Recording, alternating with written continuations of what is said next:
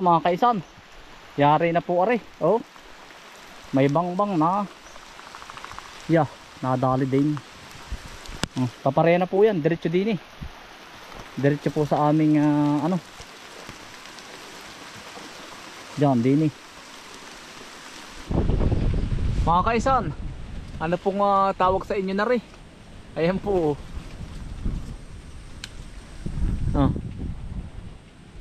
May mga bunga po pala. Yambo po. Oo. Yan. Tira po ng paniki. Pinapaniki po sa gabi. Oh. Yan.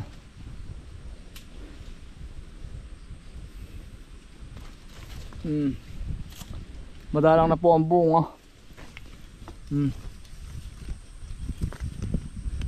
Ari po mga kaisan, lumon. Ari. Ang sarap. Masarap po. Matamis po pag lumon. Pero pag hilaw maasim. May pagkakahawig siya sa lasa ng makupa.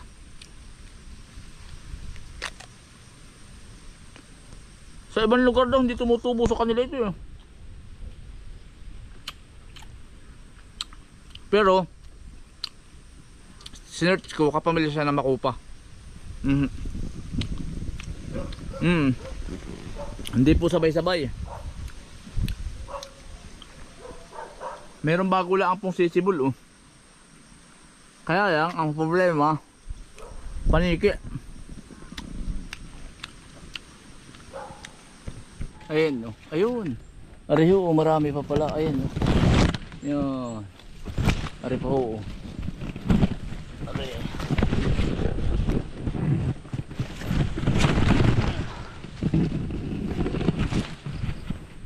Ari ho. May nalaglag pa nga oh. Tama, tinutuka ng ibon. Ibon at saka paniki. Yo mga kaisan. Ay busog ng yambo. Maling desisyon mga kaisan. Ang sabi ka sa amin dito mga kainsan, ayan po, ito po ay ano, napaghukayan na natin mga kainsan. Ay tinisting po natin aring hukayan, aring isang luang. Ang sabi na matatanda dito sa amin, mga ipinapay, dati po marami nagtatanim ng kaingin. Ay hindi ko naman sinasabing mali, pero kaya po pala pag naghuhukay kami ng mga kamuti sa mga lulo namin, sa lula, kakaunti ang laman. Paano ang sabi nila sa amin, sa akin kahit yung ang itay, ang tamang tanim daw Agosto, August, September, October, November, December. Kumbaga aabutin siya ng ulan. Dapat pala mga kainsan, ang tamang tanim po dito sa amin January, February, March, April, hanggang April. Tapos ay preparation June na uli ang tanim mo, June. Huwag ka nang tatanim ng July. Hanggang June at saka July. Huwag ka nang tatanim ng Agosto. Agosto ay ang tamang tanim naman, ang sabi sa amin dito ng mga lulahin namin ay Agosto. Kumbaga parang mali pala yun. Dahil po nabubulok ito mga kainsan Kaya pagkakadami pong nabulok na kamuti ko. Ito po ay testing ko laang. Ari. Yan, arin luang na ari. Hanggang dito po. Pero ari po yung pinahukay ko at ari tanim po ng July ay sabi ko nga ay titesting kami dito ng tanim ng Agosto. Aabutin. Dapat ang tanim mo ay June at saka July. Tamo, July, August, September, October. October harvest ka na. Ayun pala. Mga kainsan, ito po ay kakaunti naman po ito. Siguro ang mga ani nito, mga 6 na sako. Kaya lang testing nga lang po ay dahil yun naman po ay noon ay hindi ko na sinunod. Kaya lang ay medyo siyempre sinunod ko din yung sabi ng ng ating nakatatanda sa atin na ang tamang tanim ay Agosto. Ay nakikipagtalo nga ako, sabi ko mali sa kwintada ko ay. Kaya ayun, ito Halos ano po ito, halos halos nabulok na po ang laman. Mga kaisan yan, oh. Ayan po, tamo po ang loob. Malalaki po ang laman niya. Kaya lang tamo, iba na, oh. Yun, sa mga tatanim po sa amin. Kumbaga sabi ko nga ay self-study itong akin ay, oh, bulok na po siya, oh. Nakapansin nyo mga kaisan. Pero ang tanim ko ng June at saka July, hindi po siya nabulok ay, dapat hanggang katapusan ng July ang tanim mo. Huwag ka nang magpapa-Agosto. Siguro hanggang first week ng Agosto. Yan, pwede. Kaya lang, wag na. Pag po taga dito sa amin ha, pag napapanood po ninyo. Para aral na rin po. Ako naman laging si aral din mga kaisan kasi wala naman dito naghahalaman masyado sa amin eh. Hindi po kagaya sa kalapit ng bayan namin. Halos wala na po laman yung iba. Yun, ibig sabihin mga kaisan, laking aral na po natin sa atin ito. Sabi ko nga sa inyo, maling desisyon. Pero tama din naman. Marami pong paminhi tayo.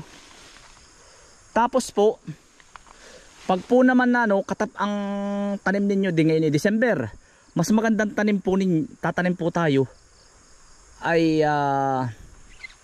kung maaari pizza 20 ng January or first week ng January. Sa kwentada ko ha. Tapos January, February, March, April, May. Mayo po ang harvest mo. Yun. Yun tama po. Yun gayon mga kainsan, ang tamang tanim. Pero siguro po naman ay merong hindi naman bulok. Kaya lang, ang napansin ko po ay bulok. Nalulusaw po siya. Ayan ayan lusaw po. Merong hindi nalulusaw, kaya lang ayan lusaw siya. Sobrang nakakahinayang, kaya lang siyempre inaaral nga natin ito. Ayan wala na, bulok na ito ayan. May uod na pati, pasintabi po sa kumakain. Tama nga yung natin. Yan mga kaisan, sa mga nanonood po sa atin na mga taga dito sa amin lugar, wala na. Mapapakinabangan pa po natin talbos, kung sino pong gusto mong talbos.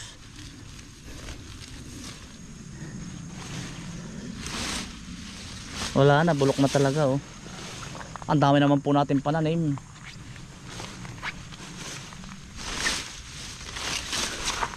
Wala.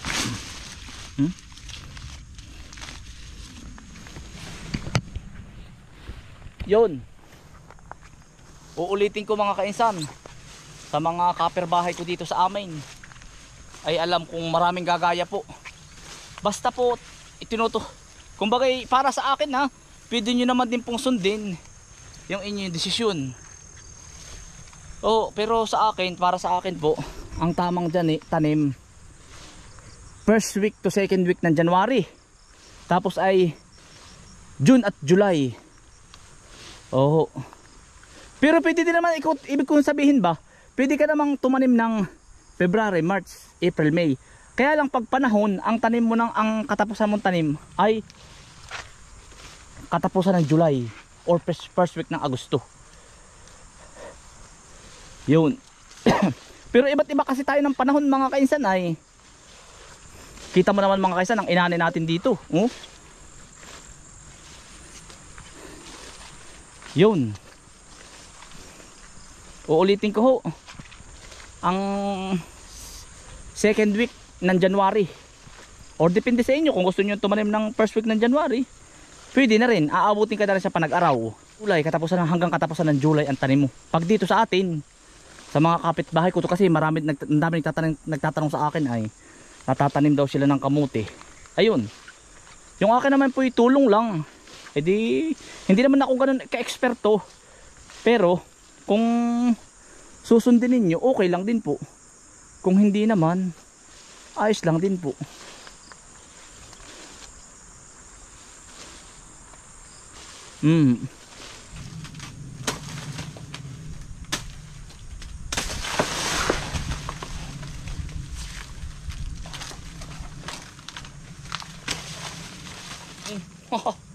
Tamis na rin.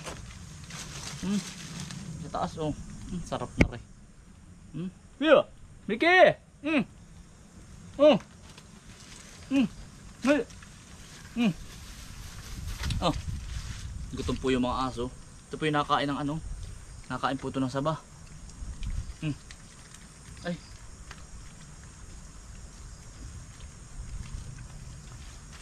Saba ho, mga kaisan, oh. Hinog na sa dulo.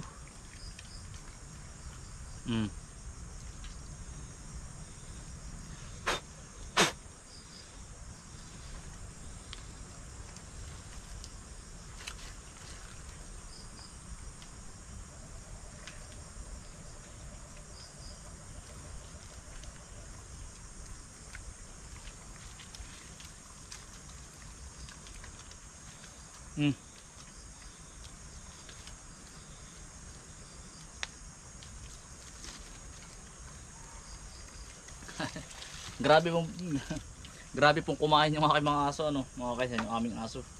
Oy, baka mistake na sabi ko ay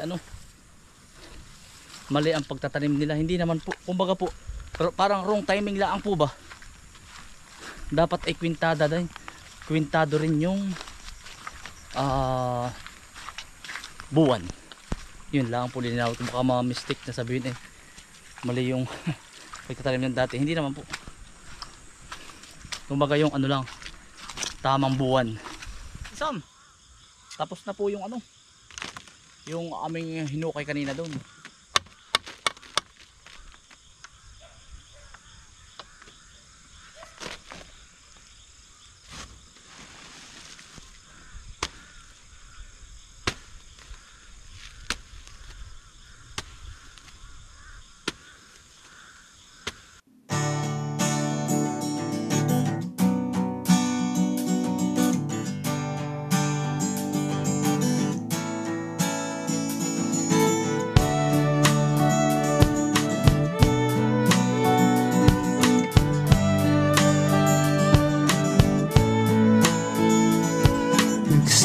Sa mahirap, kapalaran ay hinanap.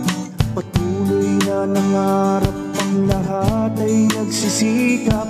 Magkasamang naangat, tayong lahat sapagkat tayo'y isang buong pamilya. Hinubog sa gabay ng aming magulang na matutumbasan ang anumang alaga at kayamanan, ang mga natutunan. Halika na mga kainsan, kami patuloy na samahan, tunay na samahan, na pamilya ating tulingan. Halika na mga kainsan, tayo ay walang iwanan sa pangarap at kinabukasan hanggang sa makamtan.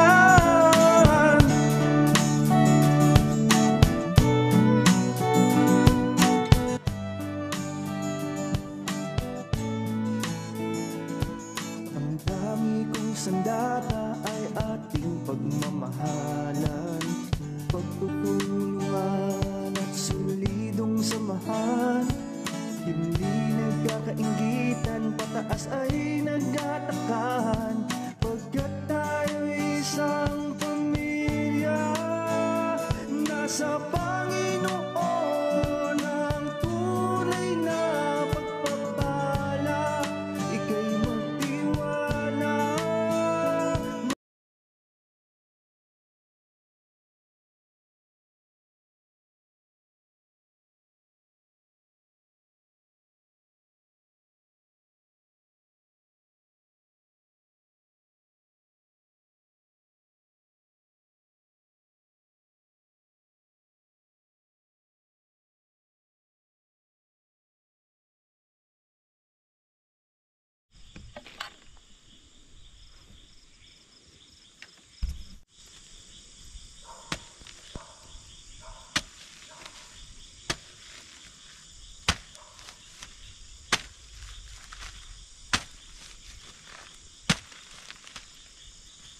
Mga kaison.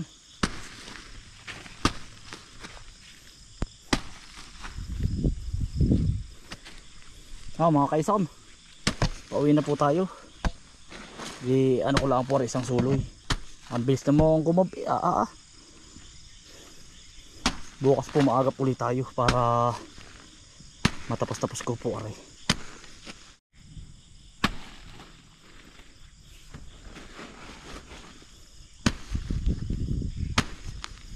Ang bilis dumilim eh. Kulang po ang maghapon. Kulang ang mag-aapon.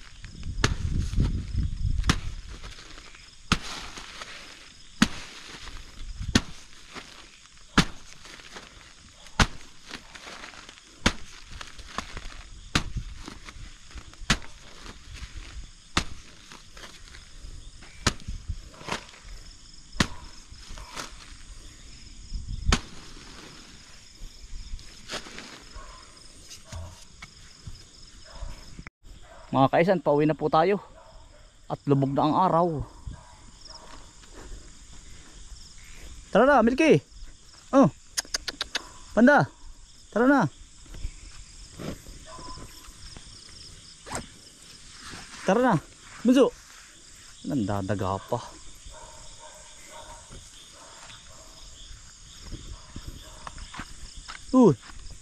Tara na. Yag-yag, pauwi. Oh.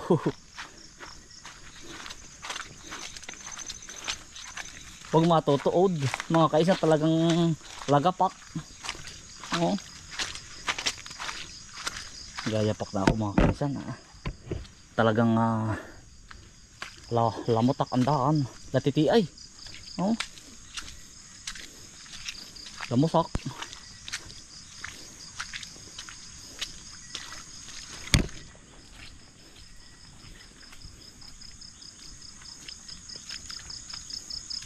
Kita pa naman ho yung araw. Kaya lang ay lubog na. Ang aga pa po. Mag-aalas 6 pala ang mga kainsan.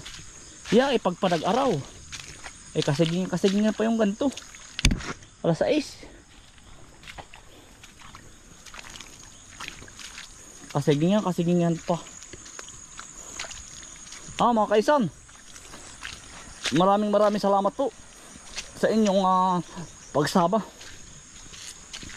At ingat po lagi. Stay humble and God bless.